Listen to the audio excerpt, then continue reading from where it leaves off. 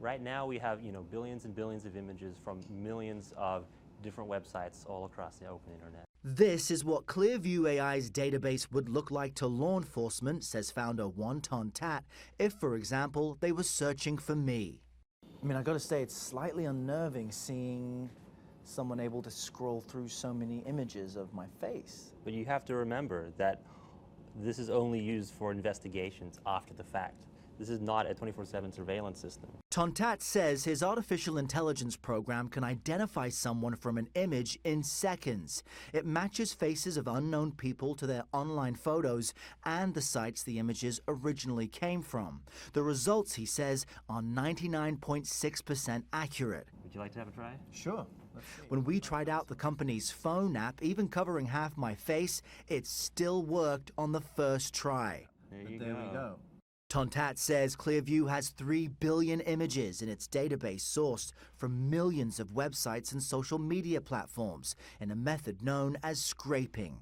Wired editor-in-chief Nick Thompson says facial recognition raises sobering moral and ethical questions.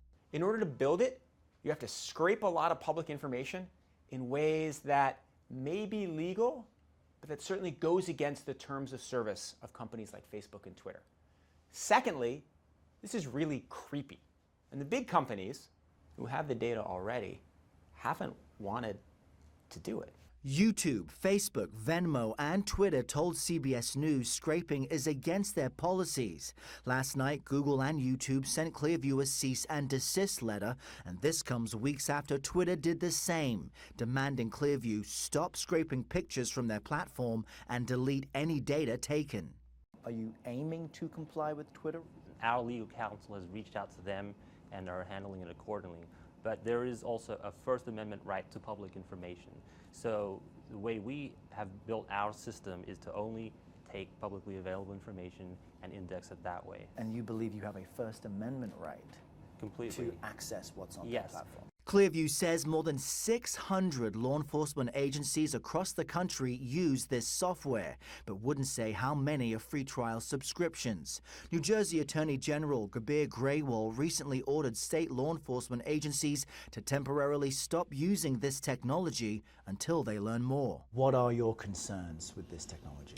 I'm not categorically opposed to facial recognition technology. I think used properly, it can help us solve criminal cases more quickly. It can help us apprehend child abusers, domestic terrorists. But what I am opposed to is the wide-scale collection of biometric information and the use of it without proper safeguards by law enforcement. But Tontat argues ClearView AI is essentially a search engine for faces. Google can pull in information from all different websites. So if it's public, and it's out there, and it can be inside Google's search engine, it can be inside ours as well. In a statement to CBS News, Google calls that comparison inaccurate, writing, quote, "We give webmasters control over what information from their site is included in our search results, including the option to opt out entirely." This platform is very powerful, but it relies on transparency for people to trust and believe it.